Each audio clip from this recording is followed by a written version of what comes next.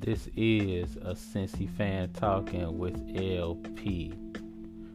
You can catch me on Twitter. That's a Cincy fan talking. You say it like it sounds, just leave off the G. If you have ideas for the show, you can reach me at Cincy_fan talk at yahoo.com. If you have any suggestions for the show, make sure you leave them there. Who knows, you might find yourself as part of the show. Any feedback would be definitely appreciated. And also, make sure you hit the Linktree page that's on my Twitter. Make sure you click on that. You can find all the different ways to contact me there. Enjoy the show.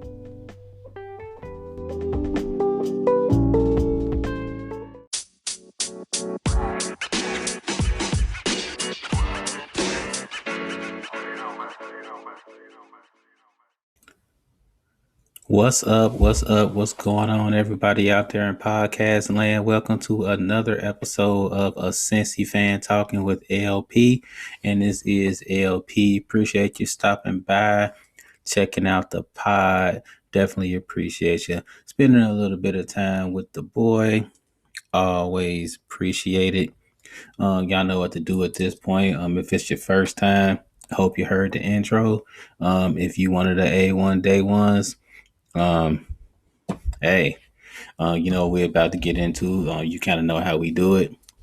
Talking sports, sort of, kind of. We like to mix in some non-sports stuff. I wouldn't say I get off topic, you know what I mean? But it's why I like talking about sports because, it's life. It's so many lessons that go into it. Because you're talking about sports, but the stuff you're talking about, it's really life. Not saying that life is sports, but it's just how it go. Like, it's so many life lessons that go into it. That's why I like talking about it because, humans are playing sports. So, that human angle gets into it and you end up talking about humans doing sometimes some weird stuff. That's just how it go. So, hey, we're just going to go ahead and get into it. We're going to go ahead and talk about some college hoop first because, that's what I've been on.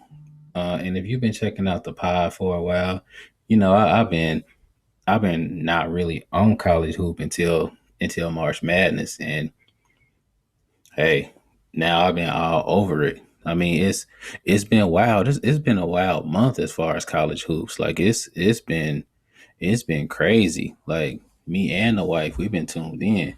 When I say me and the wife been tuned in, like we've been sitting feet up, kicked back, watching hoop like hours straight. She yelling at the TV like me. It's been going down. She been praying for the downfall of a couple of collegiate teams who she just got it in for, and like I don't even know why. Like it's weird. She won't call Gonzaga by their real name. She call them Gongagi, and I don't understand why she does that. I'm like, why won't you call them by their real name? She like, because I don't get it. So I don't understand why she doesn't like Gonzaga. Like it's the oddest thing ever. We in Cincinnati. They in Spokane, Washington.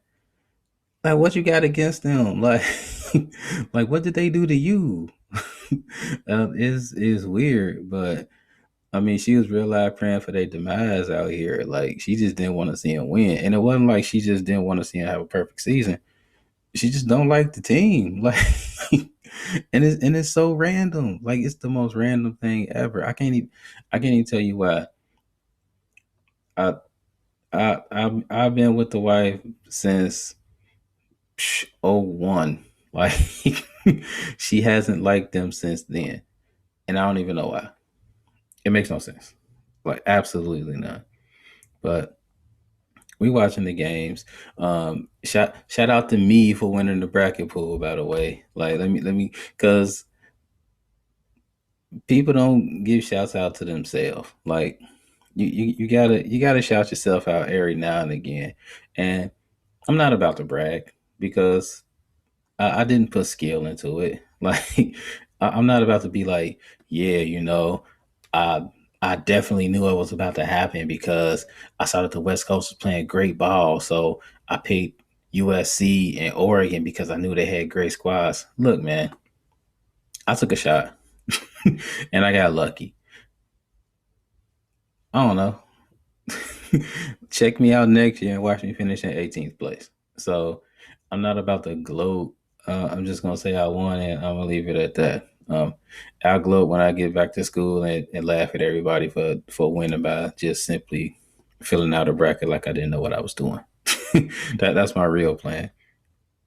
But as we watching games and as we watching as we watching the final game, I'm gonna kind of go final game and work a little bit backwards. That's how I'm gonna kind of do this.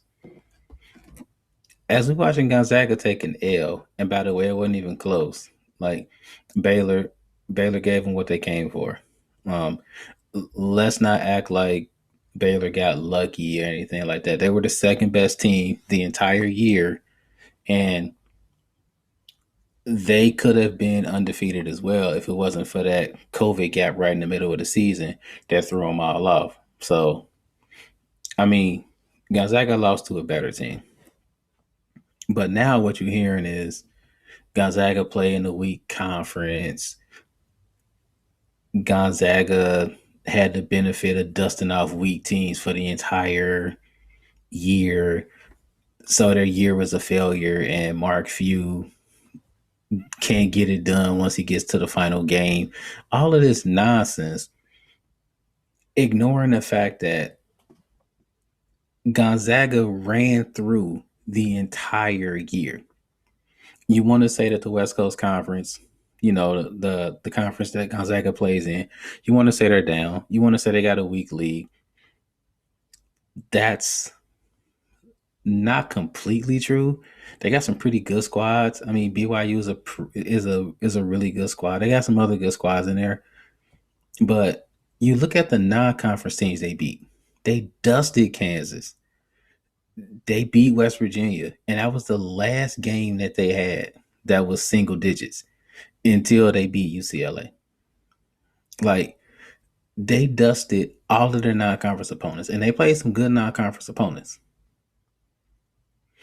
I mean, what they did was similar to, and I'm old enough to remember this. I was a kid, but I'm old enough to remember UNLV running through everybody, and they played in the Big West Conference, and everybody was giving them the same grief.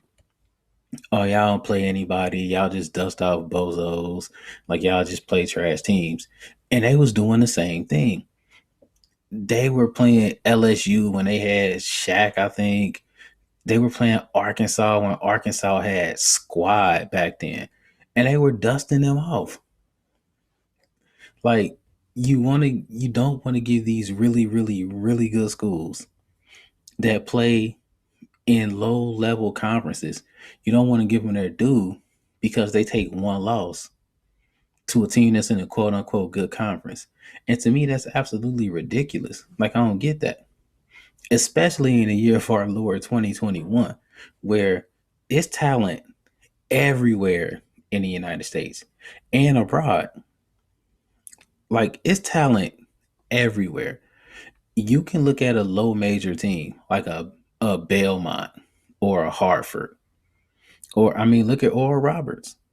They had ballers where they played Ohio State. They did my Buckeyes bad. Like they played them, and they looked like the best team on the court. Like I'm watching that game with the wife, and we both was like, Ohio State don't deserve to win this game. Like they really didn't deserve to win the game. They were lucky to stretch the game out the way that they did. Oral Roberts had the best players. They didn't have the name, but they had the best players. What we got to do is we got to stop looking at that name on the front of their chest. We got to stop doing that.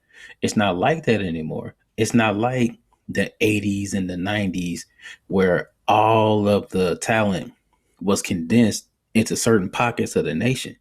It's not like that anymore. Like it's 2021. Everybody's spread out because you can get exposure anywhere. Like you can play. basketball in Alabama or Idaho or Nevada or South Dakota, and you can get shine. You can. You'll get noticed if you're good enough and you can get to the right stage. So where you play isn't as important as how you play.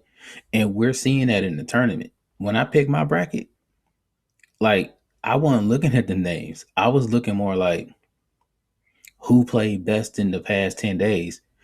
And I really looked at who had a pause in COVID. That's really what I did. That was all I did when I looked at my bracket. I was like, who's played the best in the last 10 days? And if you recently got paused because of COVID, I had you losing first, second round. Like Kansas, I'm like, I'm getting you out of there. Virginia, I'm like, I'm getting you out of there. I don't care who you playing. I think you about to lose because you ain't played in like 10, 11, 12 days. Like, like it's about to be over. You jumping into a situation where you lose one game and it's over. Like I've coached in situations like that. Everything tenses up. Every shot that goes up is different. Every rebound is different. Every foul shot is different. And especially we talking about kids. They just play a little different. And now people gonna play Gonzaga like they wasn't the best team in the nation because they lost one game. This team ran through their entire conference. They ran through their entire non-conference. They lost the final game. They're not the champions. I'm not gonna say big deal because it is a big deal. Like that's what you play for. Like that's what we're hustling for. So it's a big deal. But you can't reduce what they did and say it's a small deal. That's my point. You can't say, oh, because they didn't win a championship, their whole season was trash. It's not like that. To me personally, I think it says a lot about Gonzaga to see how far they've come for people to say about little old Gonzaga that their season was trash because they lost the title in the last game of the season. It says a lot about this program's development. Like you're putting them up there now with a Duke, with a North Carolina, with a Kansas, with a Kentucky. You're putting them up there with teams like that when you say things like that. That's what you're doing. And that's not necessarily a bad thing because that's where you want to be as a program. You want to be looked at as championship or bust because that's how you get kids to come to your school. So I get that. But what we have to do as fans is we have to kind of get away from the mentality of if you don't win it all, you trash. Because think about what that says about us in everyday life. Like I can hold these players to this high pedestal. If they don't get it all, then it's a wrap. They trash. But what does that say about us? Like if I don't hit my goal, I'm trash. Like if I can say that about an athlete, are we saying that about that? Are we saying that about ourselves too? Like, are you trash if you don't hit the goals that you set for yourself? Or are you saying to yourself, I didn't hit my goal, but I hit this and I hit this and I hit this and I hit this. So I feel good. If you can say that about yourself, how is that not applicable to a team full of athletes that were reaching for a goal and got this close and just didn't get there because another team was better? I'm not saying they should settle for that. I'm not saying like, hey, go out there, try your best, and if you don't get it, it's cool. I'm not saying that. What I'm saying is, who are we to call another team or another player trash because they didn't hit their overall goal? That's my only point. Because what I'm hearing out here is, oh, Gonzaga had to be trash because of how they lost and because they lost. And for me, that's just whack. Like that's just a horrible way of thinking. I mean, that can't be right. You're just disregarding everything that Gonzaga did for the entire year. Like, what did they play for? Why can't they just fast forward to the last game of the season? Like, And I'm sure they're thinking like none of that mattered because they're in the moment and they feel bad and like, that's just how you feel. But it's gonna take a while. Like, and I'm speaking from experience, from like, having coach teams that went really, really far, and then we kind of got close, and then we lost. You don't really see it at first, and you're kind of like, dang, like we really just didn't do what we set out to do. Like we've been working since August and September, and we didn't get there. And then after a while, it might take a week, it might take 2 weeks. You'll start seeing like, dang, we really did well. Like we really did a great job this year. Like you got to reflect on it. It takes a while, but in the moment, it just hurts. And as fans, what we can't do is put all of our judgment in one game. It matters. It definitely matters because if it didn't matter, they wouldn't play it. But what I'm saying is, all of it can't matter because if that's the only thing that matters, then what are we saying about everything before it? I mean, that's it right there. Because everything up to that point has to matter. And shout out to Mick Cronin. Like shout out to UC University of Cincinnati's former coach, who should still be here at UC, but is over at UCLA and got his team the ball at the exact right time. Um, if you're looking for people in Cincinnati to be upset at Mick Cronin or to be upset with his team making the Final Four, you're gonna have to look pretty hard.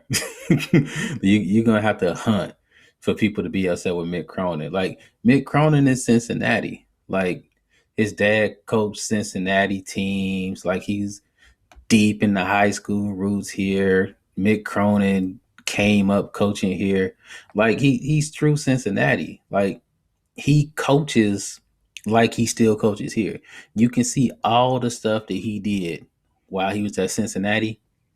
You can see all of that stuff at UCLA. You can see the way they're playing defense. He has a much better offensive team, like he really does. He's not funneling stuff through just one person like he did at UC with Jaron Cumberland. Like he didn't have to do that because he has more weapons. And that's because he's at UCLA. I mean, that's the part that kind of irks me about this. Like, you're UC. You got somebody that's true blue Cincinnati. Like this is basically his dream job, coaching Cincinnati, coaching UC. And the only way he's going to leave a job like UC is for a job like a UCLA, for a job like a North Carolina, something like that, something that's an obvious step up from your dream job, something to where if they offer it to you, how can you say no? It's freaking LA. It's UCLA. John Wooden sat in those seats coaching. Like we talking legends running through there. And you recruiting UCLA. Like that name alone is like, look, I want to play there. Maybe they fell off a little bit, but you could be the one to build the brand back up. That could be you. And UC didn't do enough to keep him. Or maybe they did and it didn't work. I don't know. But either way, the fact that he's not here and the fact everything else that's happening here now, it just kind of speaks volumes to the stability that Mick Cronin had when he was here. Like he kept everything stable. You could count on 20 wins. You could count on players graduating. You didn't really have too many problems as far as behavior or anything like that. None of those are worries. Now you got people transferring in and out. I mean, the program looking kind of a mess, and you got Mick Cronin over here running up Final Fours. So, I mean, Mick Cronin looking like a winner right now. And again, you won't find hate over here. I mean, Mick Cronin deserves. He really does. So, I hope he keeps winning. I hope he does it next year. And for God's sakes, can can this man stop losing in these ignorant ways? Like, we need this to stop happening for Mick. This is ridiculous. It This is not the first time we seen Mick Cronin lose on the buzzer beater. Like, I tweeted this out too. I mean, UConn did this to him 5 years ago. Buzzer beater from further away than what you saw on Saturday. It was further away than that. Cash in March. Google it. It's absolutely ridiculous if you don't remember it. That happened to Mick a couple of years ago in the tournament. He up double digits, up 20, second half. Can't hold on to the lead, out of there second round. And that whole bracket was for the taking. UC had the 2 seed, the 1 seed fell off, the 3 seed fell off. I mean, it was there. And it was, I mean, you want to say he's snake bitten sometimes. I kind of felt like that Cincinnati curse kind of crept back on him. But I mean, my man made it to the Final Four, so can't really say that. Um, Shout out to Mick. Congratulations, man. I hope they keep doing it for real. I couldn't be prouder for them. And I hope UC get it together because I don't know what's happening. Like, I really don't. You got all of these players transferring out, coach on administrative leave. I'm not even gonna speculate on what's happening. Nobody really knows. There's one side saying one thing, there's one side saying another. From from witnessing administrative leave happen to folks, from just seeing it, I've learned that we don't know what we think we know. There could be all types of things happening, or there could be absolutely nothing happening. This could just be standard procedure, and he could come right back out and do his thing. I do know one thing though: for every day that this doesn't get resolved, UC is hurting more and more and more. You can't recruit. Everybody that's recruiting against you is just throwing dirt on your name. You losing time. You losing players because people need to be on the road getting folks to come to the school. And you're talking about UC in a conference like the American Athletic. You don't have slouches here. Like, there are no slouches in this conference. People try to play the AAC like it's trash, and it's not. Houston just went to the Final Four. Wichita State is a solid team, real solid. Memphis just won the NIT, like literally just won the NIT this year. I mean, there are some solid teams. UCF will be back. I'm guessing Tulsa will be back. SMU will be back. I mean, there will be some tough teams in this conference. And if people can't deal with it in UC, then I mean, they got to figure out how to make this administrative leave. They got to do something. Like, something needs to happen one way or the other because the school is suffering. I mean, the program is suffering. So they're going to need to fix that. I really need. I think I'm gonna go ahead and ask the wife. I'm gonna ask her one more time. Why do you not like Gonzaga? I I can't get a straight answer from her. Like, I've been wondering for years, and every time I ask her, it's like I just get a weird response. Like, because I don't like the way they act. Like, how you know? Like, you don't even talk to them. Like, it's just weird. You got a you got a Cincy fan talking with an LP. We'll be right back. Hi, hi, I'm Princess and I'm Queen. This is Daddy. You have to say, and this is a Cincy fan talking with LP. And this is a sensitive fan talking with LP Daddy. Nice job. Mm-hmm.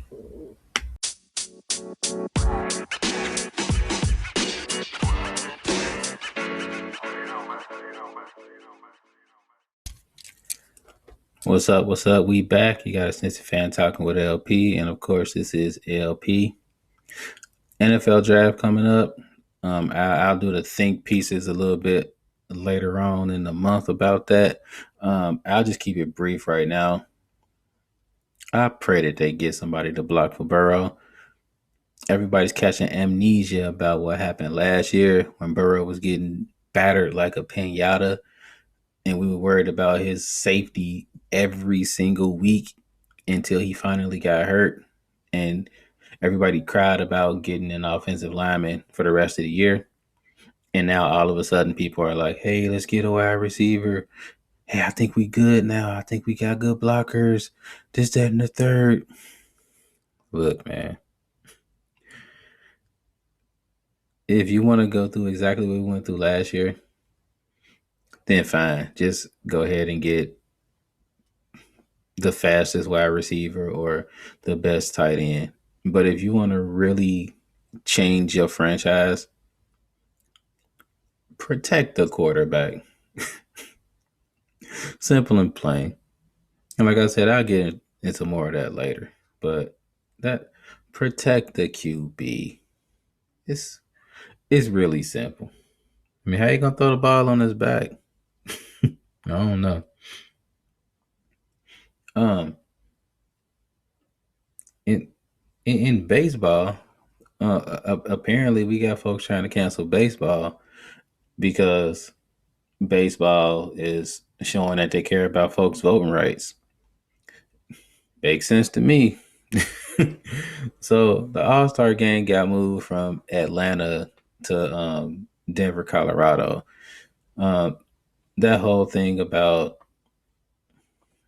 the um, the legislature down there in Georgia doing all sorts of things as far as the voting rights, passing different bills to basically limit how folks can vote and things of that nature. It's not flying over too well. You got people getting businesses pulled and boycotted, and Major League Baseball of all leagues shocked me. Decided to say, look, we're not doing this. We're not going for it, and we're just gonna go ahead and pull our All Star game out. It it's been done before. I mean, the NBA did the same thing with Charlotte um, when um, when the restroom bill got passed. They decided to pull their game out of Charlotte and put it somewhere else in protest. And I could see why Major League Baseball would do this. I think to them, it's politics, but it's more about what happens if they don't do something because you're going to have a whole lot of your employees saying, I'm not standing for this. And you could have some big stars saying, I'm not playing in the game.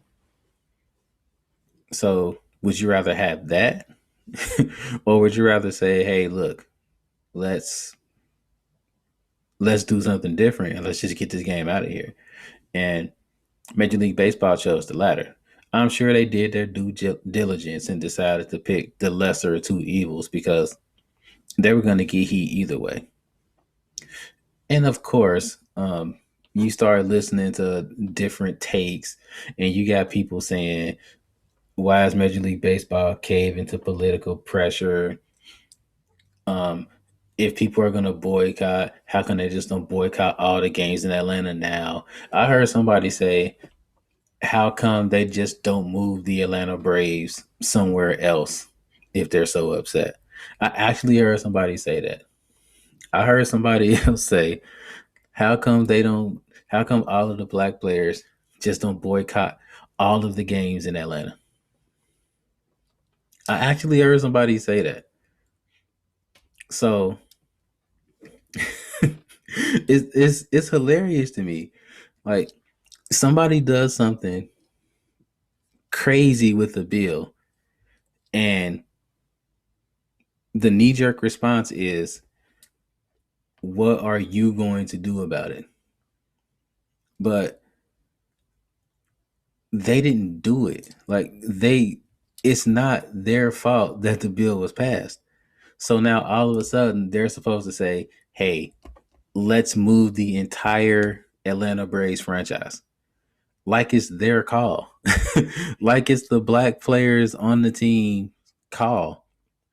Like it's the minority players call to move an entire franchise out of a city.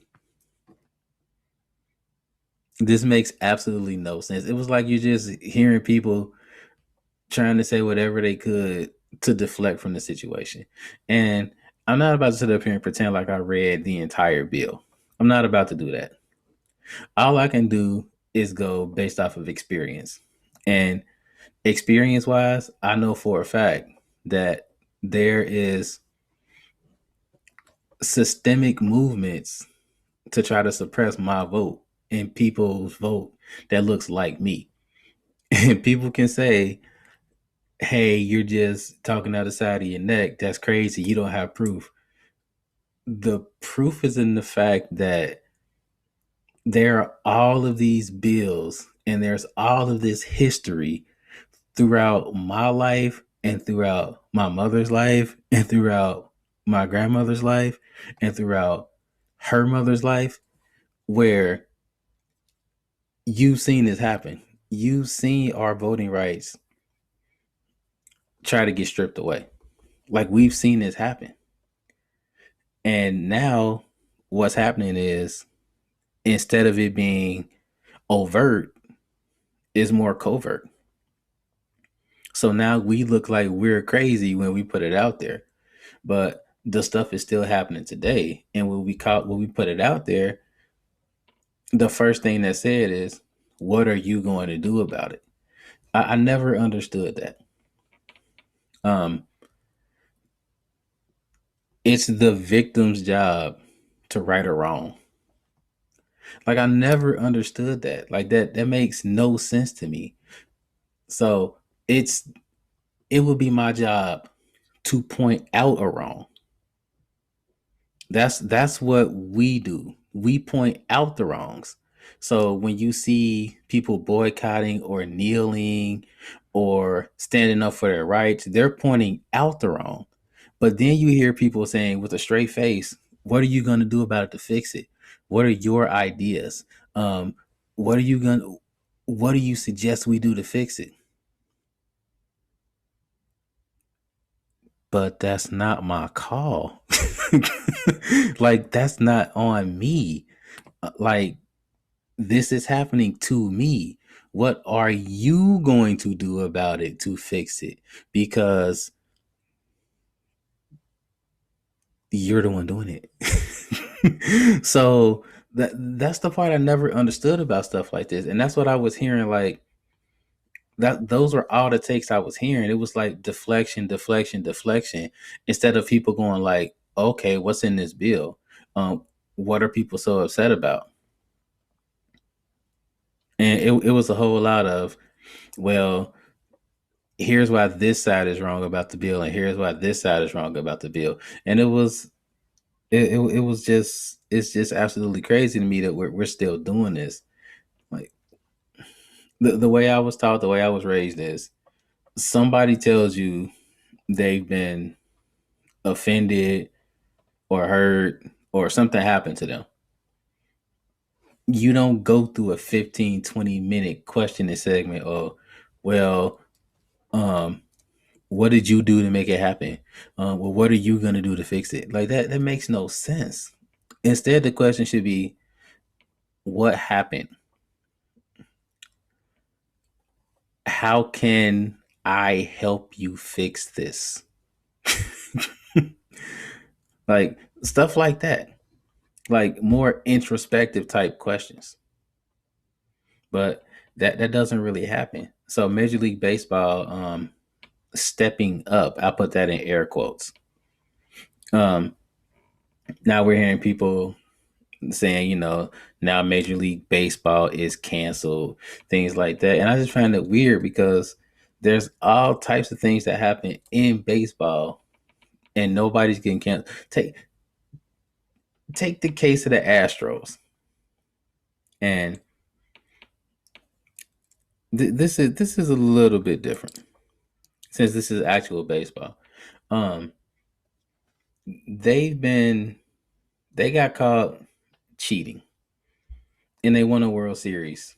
People are saying, well, they say they didn't win by cheating, but from the evidence that was shown, they were stealing signals. They had their own signals. They would kind of like beat on trash cans when they knew a pitch was a curveball or a fastball. I mean, it was like they had systems to help them cheat, and they helped them win a World Series. The punishments were, how do you put this? Not enough. None of the players got punished. And there were a couple of coaches that did they get suspended? I'm not really sure, but I know they were on other teams by the time they got suspended, so it really didn't matter. So now these players from the Astros, they're playing this year in front of fans, and of course the fans aren't happy. I mean, you're playing against some teams that you knocked out of the playoffs, and you cheated to knock out of the playoffs, so they're not happy. But you have the coaches, you have the players saying, "Hey, are you gonna let this go? You cheated before. People let it go for you. People in glass houses shouldn't throw glass. People in glass houses shouldn't throw stones. All of the stuff that people say when they got caught doing something, and they want you to let it go." And for me, it's like I'm all about second chances. I mean, I'm a teacher. Like, if I'm not giving second and third and fourth chances, then I might as well just wrap it up. Like, I mean, you can't just do a one shot with the kid. I mean, they're kids. Like, you can't do that. I mean, I personally don't think you can. I mean, pretty much everybody deserves a second chance. I mean, there are very few. There are very few things a person can do to where I would say that they don't deserve another shot. There are very few things. But what you can't do is mistake that second chance for forgetfulness. I always thought the forgive and forget cliche was dumb. Like, forgive and forget, like both of them. You asking for a whole lot. I already forgave you. I mean, that's enough right there. Like, I'm letting it go. I'm giving you another shot. But you want me to completely discard the memory of what you did, the whole thing, like everything, like it never happened. How foolish is that? Like, think about that. Like, just think about that for a second. Somebody steals something from you. Like, somebody takes money out of your wallet or your purse. This happens to you. Maybe it's a friend of yours. Maybe it's a coworker. I don't know. Somebody steals money from you. You find out they did it. There's like this big mediation between you, a family member, and this person, or your supervisor, and this person, and you all hash it out. You talk about it. You get upset. You throw tables, and you say, "Look, I really want to punch you in the face, but I'm not." And they say, "Oh, I'm so sorry. I had to pay for surgery for, I don't know, my parakeet. I don't know." And like, I really needed the money, and then you go like, "You should have just asked me for it, but I thought you were gonna say no." And you hash it out, and y'all fist bump because we're not hugging nowadays, and you let it go.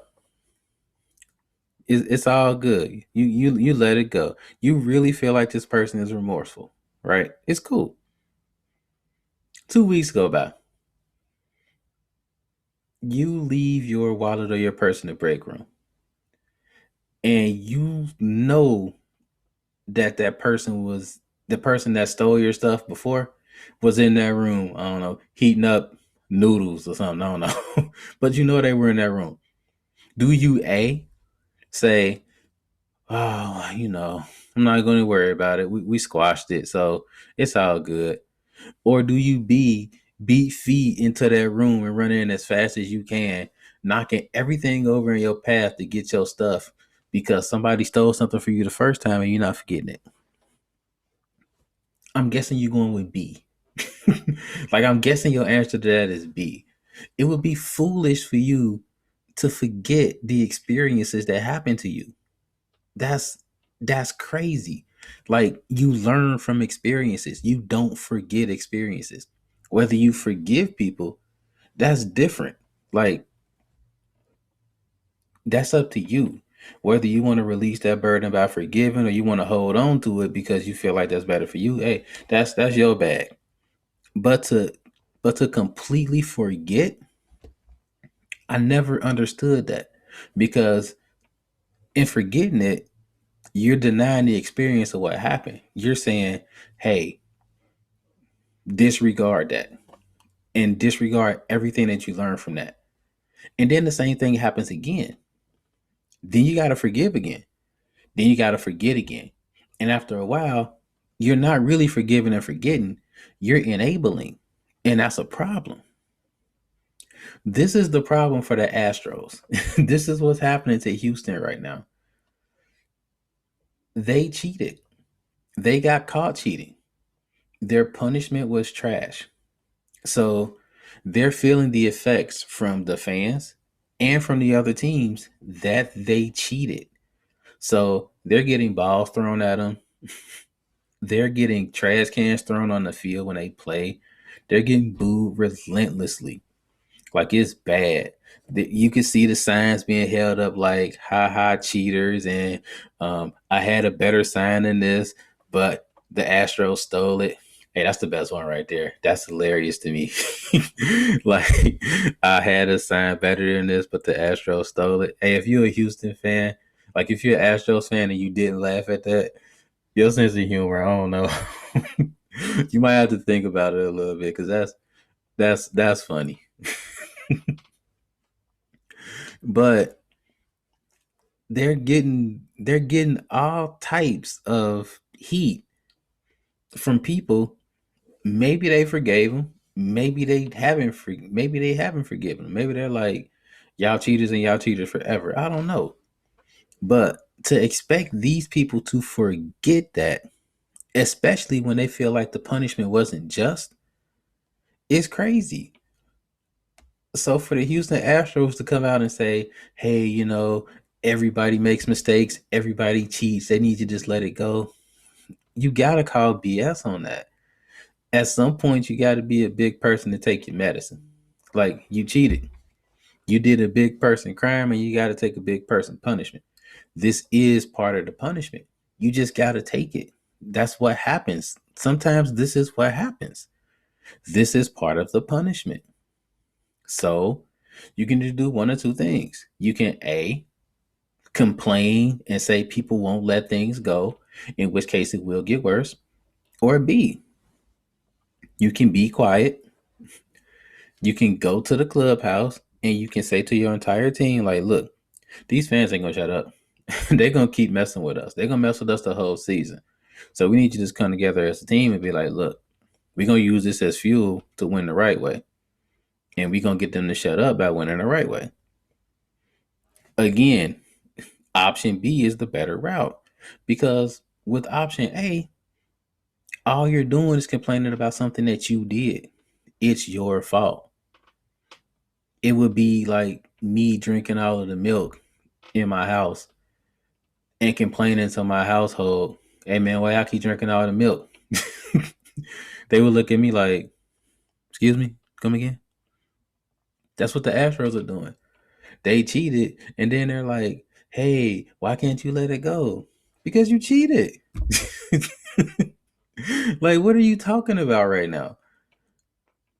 I mean, if the Astros fans got cheated in this way, they would feel the same way. and they wouldn't be so fast to let it go. I mean, they wouldn't, especially, especially if they got cheated in a World Series, as some teams did. I mean, you got to look at it through that lens. I mean, you just do. That's just how it goes. MLB dropped the ball on this because the punishment should have been a little bit worse, and it wasn't. So the Astros are paying for that too. But that's how it goes. You got to take your medicine because to expect people to forgive and forget, that's a lot for a human being to do. It that takes a lot of time, and time is the main thing here. If you want people to forgive, that takes a lot of time. If you want people to forgive and forget, that's not a light switch thing. You're not doing that like that. Just because you said I'm sorry, no. You saying I'm sorry is you acknowledging what happened and you showing remorse. That's what I'm sorry means. It means I see what I did and I see it affected you and my bad. That's what I'm sorry does. But if you're really sorry, you're not about to tell the fans to move on because they're still upset. If you're really sorry, you're gonna let them be upset. Like you can tell when somebody's really sorry about something because they'll apologize to you and then they'll just be quiet and let you get yours off. Like like I've been in situations where I messed up and I had to apologize and I just had to sit there and take what was coming. Like I just had to. Like what other choice do you have? You messed up. That's what you do. But if you apologize and you go like, "Well, I'm sorry, man. You heard me say I'm sorry, but no. Like, how are you sorry if you still doing that? Like, the other person still got stuff on their chest. Your I'm sorry was not enough, Astros. So suck it up. Take the signs. Take the medicine. Take the random trash cans coming out. As long as they're not touching you or affecting your person physically, this is what you got to take. Once that line gets crossed, that's different. I mean, there should be no physicality involved.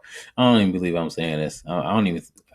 I'm surprised I even got to say that, but it it is 2021. These folks are crazy, so let, we got to put that out there. And that's where I kind of like. That's where I kind of draw the line with the players like doing the intentional hit by pitch and all of that stuff. That's kind of where I draw the line. That unwritten rule stuff in baseball. That's uh, I might cover that a little bit later, but I don't even like talking about that trash. That's some more goofy baseball stuff. Like, what's an unwritten rule? Like, if it's a rule, you need to write it down. Because if it's not really written down, then why are we following it? That's it's weird.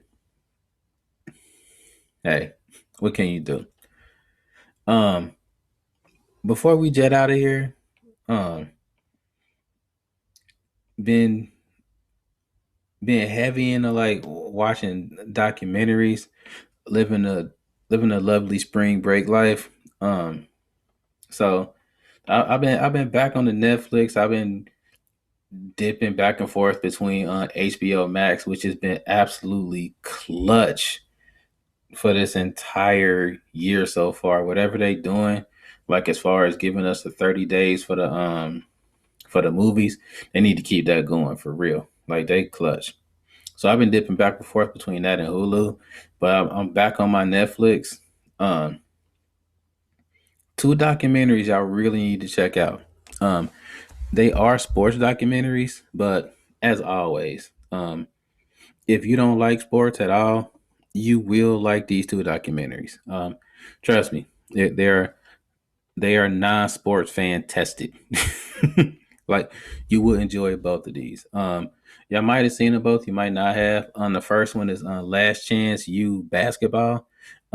I know they did a series on football, like 5 seasons. I might have to check those out just based off of this one. This is a junior college basketball team, and they followed this team throughout the 2019-2020 season. They're in East Los Angeles, California. Um, like they follow the entire team. They follow the coach. They follow assistant coach. Um, I thought it would be the same as most documentaries. They take some really different turns with this. Like they take some really different turns. Um, I feel like you might know the ending, but even though you might see the ending coming, the ending is like it's still really jarring, and it's really deep. It's really good. They get introspective. It was some really good points made by the coaches, by the players. Like it was really good, and it was honest too. That's the thing about it. It was honest. Um, I would say there's a lot more non-basketball than basketball. Like they do show I would say I would say 60-40. I say they spend about 40% on the basketball court talking about basketball. And a lot of the stuff is them talking about life and how they got to where they are. And it's really good. Like it was I thought I could see what was coming. And it was just surprisingly good. It was probably one of the best basketball documentaries I watched. I could say that. So check that out. That's Last Chance You, basketball. That's on Netflix. And the other one I checked out, I literally just finished watching this. It's a movie. Well, I guess it's a documentary. But it's like one part, just an hour and a half. It's called Cue Ball. It's basketball too. It's called Cue Ball. Um, so there's this basketball team that's inside of San Quentin prison. Right. Like that alone was weird. And they're sponsored by the Golden State Warriors. Um, this one wasn't as good as the other one, but it was pretty good. It was decent. I would recommend it for watching. Um, I would say the main thing about this is right when you start, right when you get to the point where you go like, man, like these players, man, you really feel bad for them.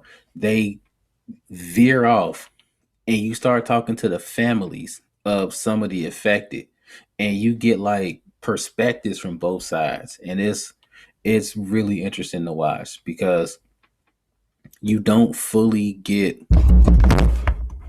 Whoa, sorry about that.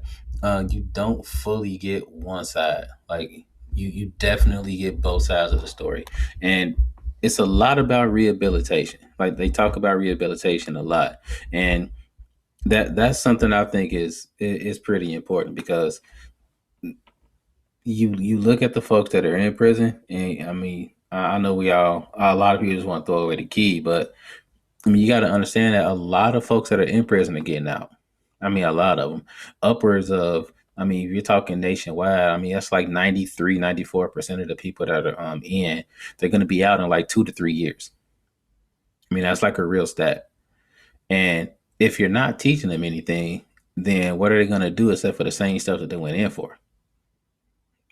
So, I mean, rehabilitation is big. I mean, that should be something that's preached, and that's that's me talking as like somebody that's been affected family wise, like from crime and stuff like that. I mean, you got to teach them something while they're in there because if you don't, what else are they supposed to do? So, those are two documentaries you definitely want to check out. So, like I said, non-sports approved, even though they're about sports. So, um, that's my time. I'm gonna go ahead and jet up out of here. Once again, it's your boy LP. Yeah, the Cincy fan talking with you, and as always, we're gonna check you out every Tuesday night. So, as always, life is good. Peace out.